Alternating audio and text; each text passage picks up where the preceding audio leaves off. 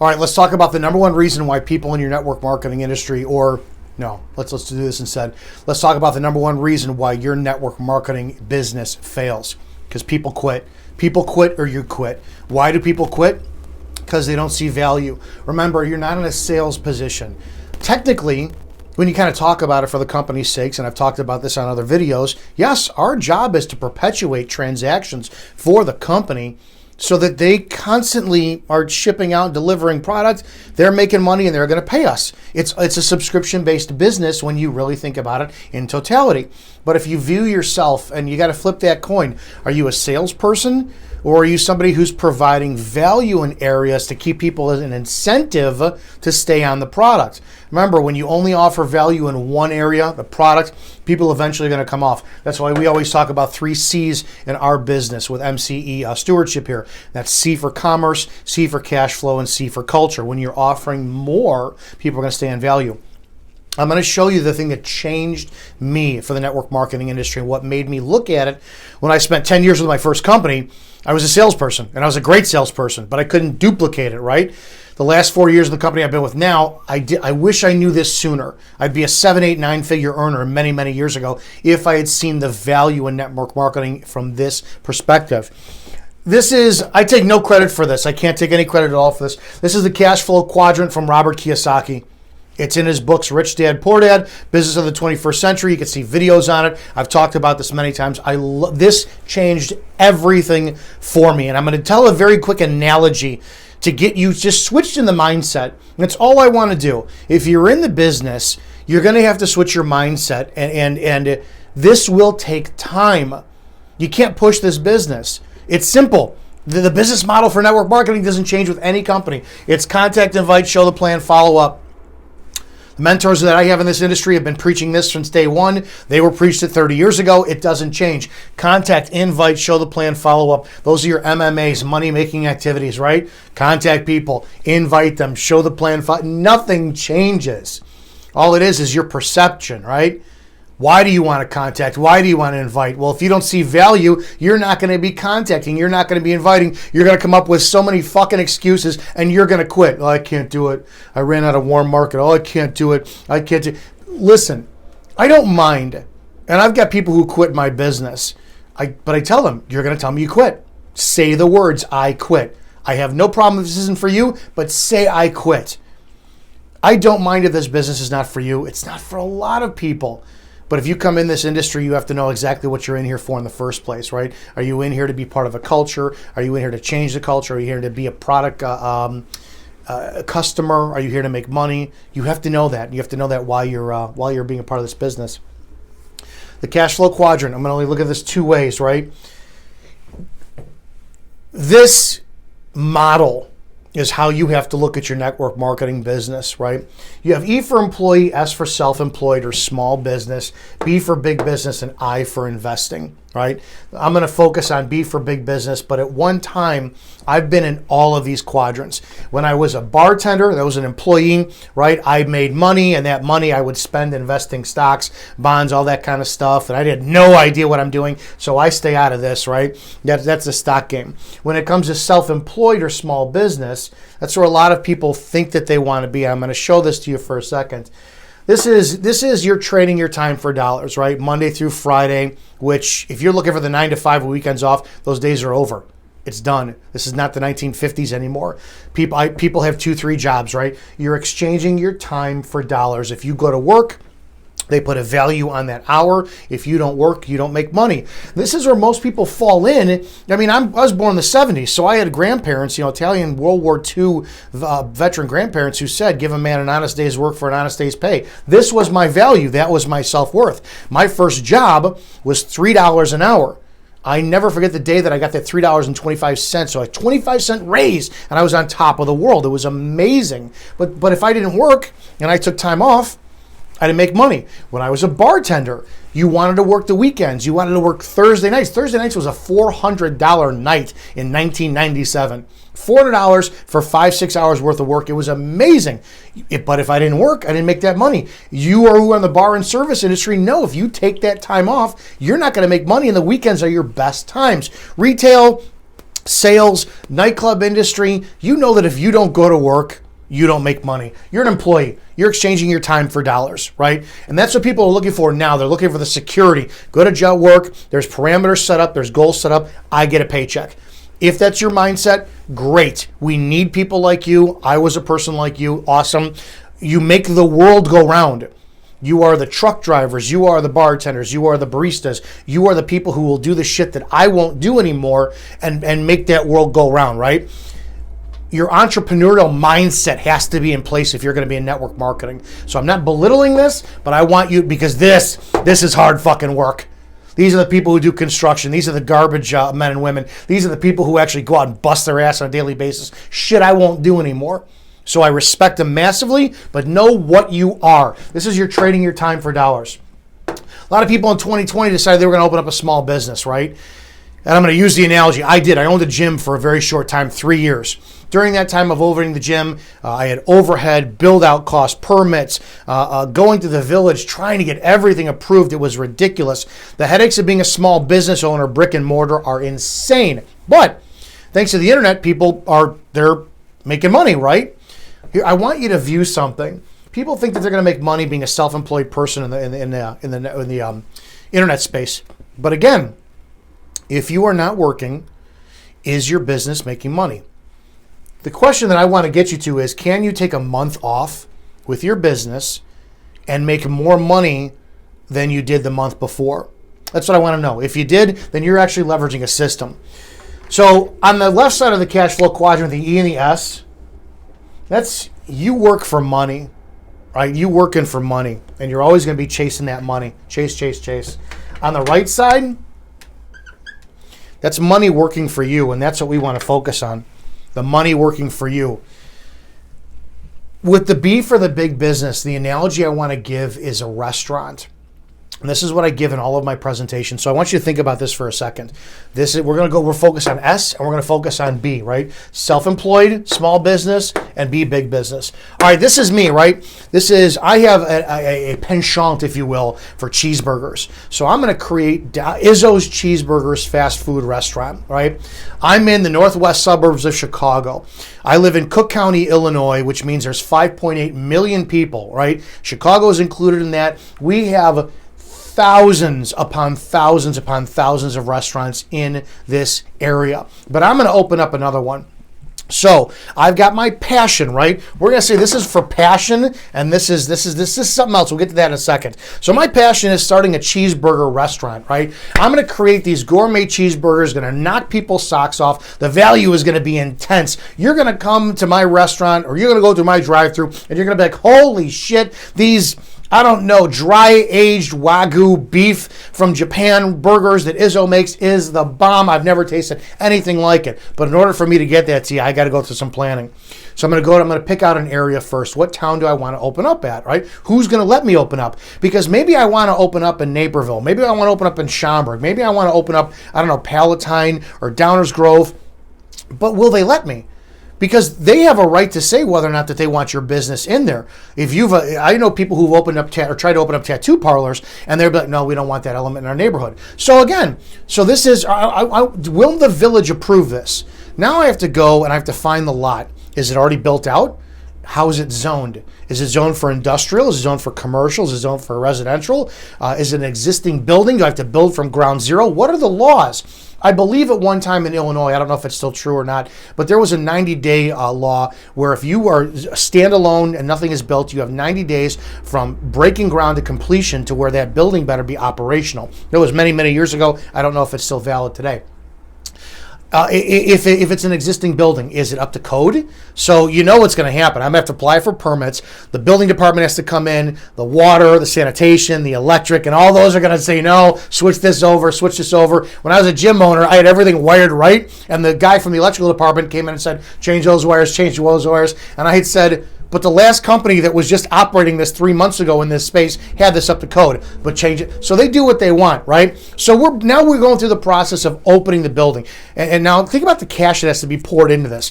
Let's just say it's industrial, right? It's industrial. Well, if it has to be zoned for commercial, I have to take an ad out in the paper, electronically or physically. It runs for 6 weeks, it says, This lot was industrial, and it's going to be breaking ground for, Izzo's Cheeseburgers within the next 6 weeks. I have to go before the village board several times to get the approval, all the plans, got to see my business plans. Boom, done. Now's the fun part. Now you're still in this. You're in the self-employed, right? This is just cheeseburgers. But I want it's my product. It's my passion. These are you people out there who want your product, all of your passions out into the world. I go to put my cheeseburgers out there. Now I got to train a staff. I have to make sure that my menu, my colors, my logo does not conflict with Whataburger, McDonald's, Burger King, Sonic, you name it, right? I don't need to get sued for that stuff. I have to make sure that my employees are trained properly, customer service. I'm in Illinois. This is November, so I have to make sure that I have a snow removal company for the wintertime, landscape for the summertime. I have to make sure that I'm insured, so if you come in my restaurant, get hot coffee and a burger, slip, fall, spill it all over yourself, burn yourself, that I'm taken care of there. I have to make sure that, my employees aren't stealing, so I have to monitor camera system in there. I have to be there now 24/7 to make sure it's run properly, because who am I going to trust, right? Holy cow. And again, I have to go through all of that just to sit there to make burgers equal the transaction to cover the cost of my business. Now remember, if you've watched The Founder, go watch The Founder on Netflix, you'll see the business model of McDonald's. All of that I just talked about requires a massive amount of capital. And here's the biggest thing.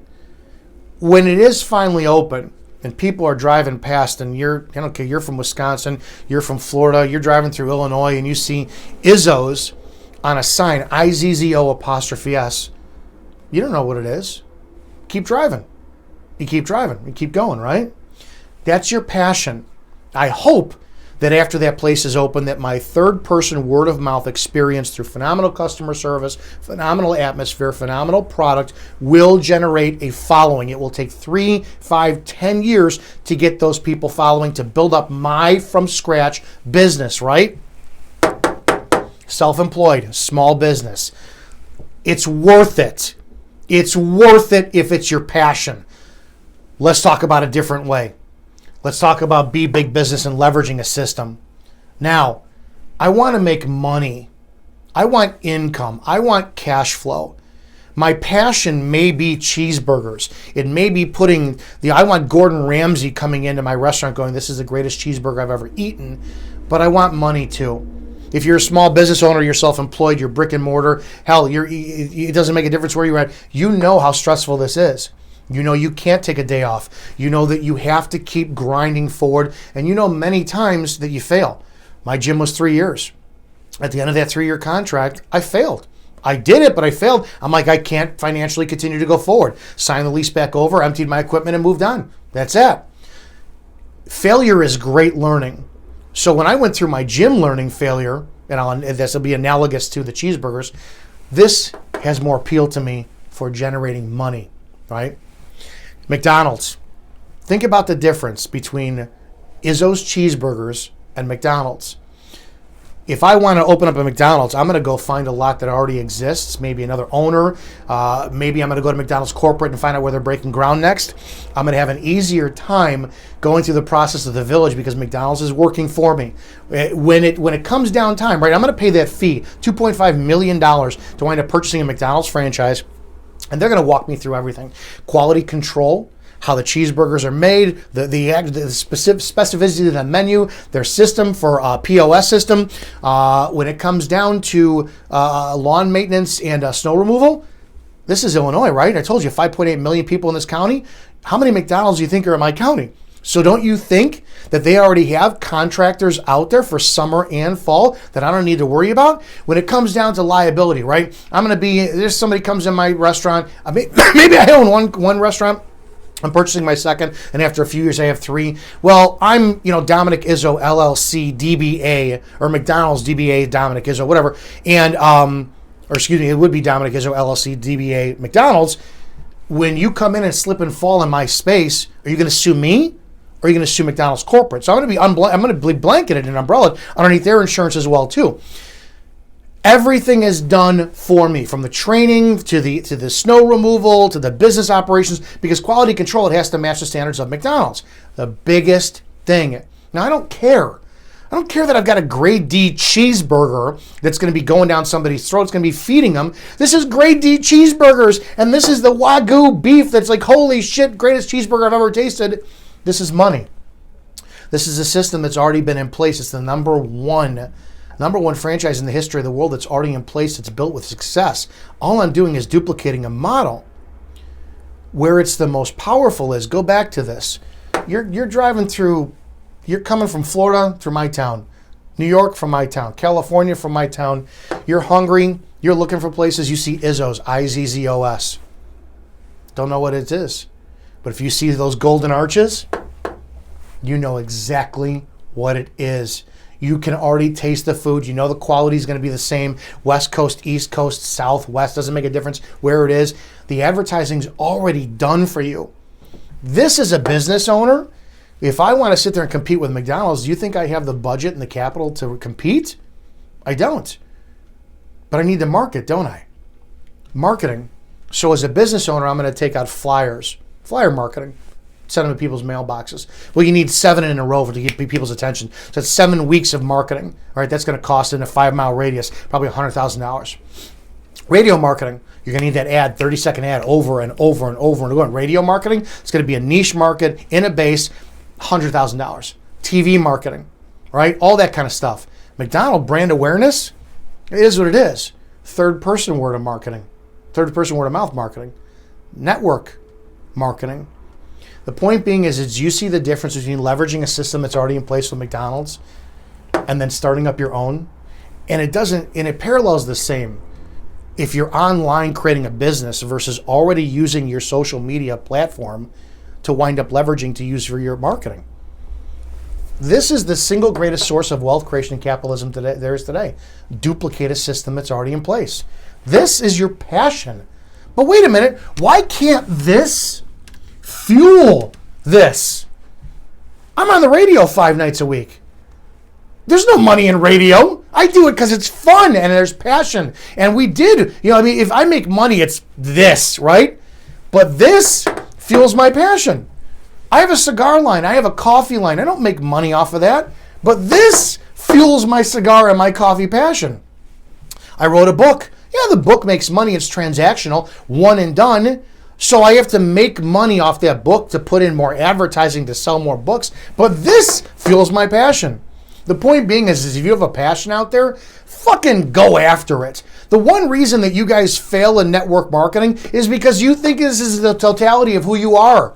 Oh, I don't want to wear whatever company on my shirt and be seen as a salesperson. Don't. I don't want to be all the time up online. I just can't sell people. I just can't do it. No, you can't because you're a fucking quitter. I respect that. I do.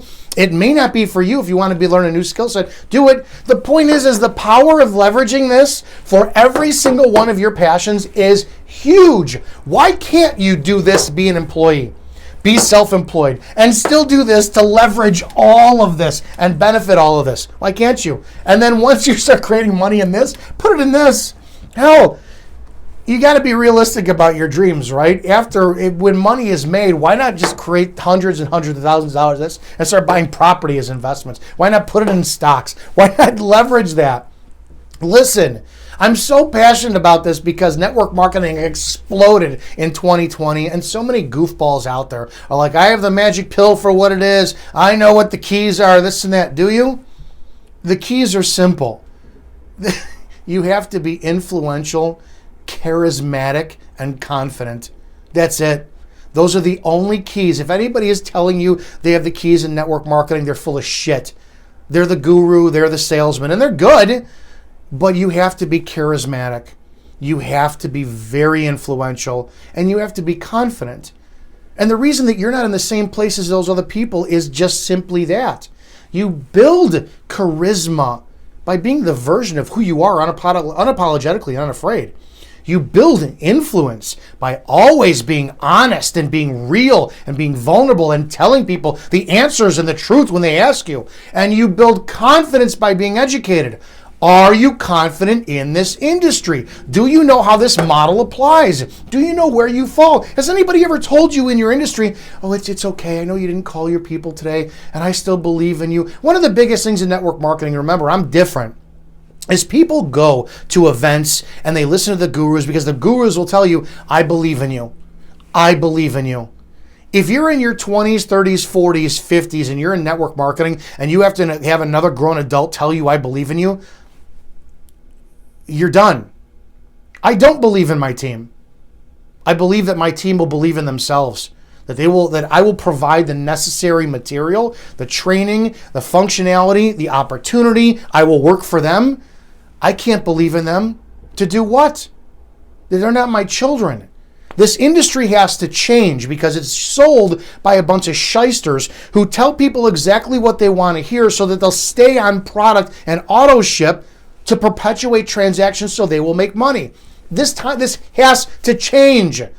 Your leadership has to build into you, and they have to be very rough with you and very truthful with you and very in your face, telling you, listen, if you stay the way you are, your ceiling will be here. If you want more, you have to go through more hell. If you don't want to go through more hell, I respect that, but let's talk about that up front. This business can change so many lives, but I refuse to be a part of a cushy kumbaya culture that gets together and just believes in something that just isn't true. You have to be extremely ruthless with yourself if you're in this business. I tell you all the time, this thing weighs 900 pounds when it comes. Just call 2 people. Just show the plan. Just recruit 2 people. You hear that all the time. The point of the videos and the training that we do at MCE Stewardship is to tell you this is extremely simple work. Contact, invite, show the plan, follow up. But it's the hardest shit you'll ever do because you've got this psychological block of being judged. You've got this psychological, you want to be liked. You are afraid. Do you have any idea what it's like to undo decades worth of work for fear of people who came in an industry that were sold on get rich quick? This is why the network marketing industry has a bad name. This is why we need to change it. I love this industry. Anybody who gets involved has to be 100% honest with themselves, their upline. If you're going to quit, tell your upline, I quit. Take the onus on that. Have a set of balls and watch how that affects you later on too. It's profound. The cash flow quadrant is probably the most important aspect when you are providing value for your presentations. It's the why you're doing it. You need to be very upfront about what the industry is. The industry is a subscription-based industry. It's what it is. I want to get you in as a business owner. I'm going to show you things of value that will get you, that will continue the value so you'll stay on the product, because as long as you stay on the product, the company makes money, they pay me. Be transparent about what, and then we duplicate what that is for you, and it's an endless cycle. I hope these videos help. I really do. Think of that McDonald's analogy. Your passion, you need to have your passion, right? Someday I'll probably wind up opening up another bar or restaurant, right? But it's going to be fueled by this. Leverage this for your passions, but know why you're doing it in the first place. I love this industry. We have to change this industry. We have to show exactly what it is, and there is no quick way about it. If you are willing to go through pain to improve, and most people will do it at the gym, most people will do it in their personal lives, but they will not do it when it comes to improving their lives to improve somebody else's. Because remember, this business is not about you. The byproduct is your life completely changes when you change somebody else's life. Contact, invite, show the plan, follow up. Those stupid steps are going to change other people's lives. And in the process, 3 weeks, 3 months, 3 years down, you go, oh my God, I can't believe how much I've grown. How much I've grown. So when you're getting in this business, it's not about you. It's about other people. If that's important for you, you're not getting this training from anywhere else, text money, 708-982-0974. We will take you. MCE Stewardship, we will train you. We will treat you like a soldier who is being just completely forged, ready for war. Because in the concept of changing lives, this is war. And we're at a war right now with our economy. We're at a war with our world. We're at a war, and we need to wind up doing the right thing by people, which is serving others. MCE Stewardship. Hope these videos help, but I'll see you guys in the next one.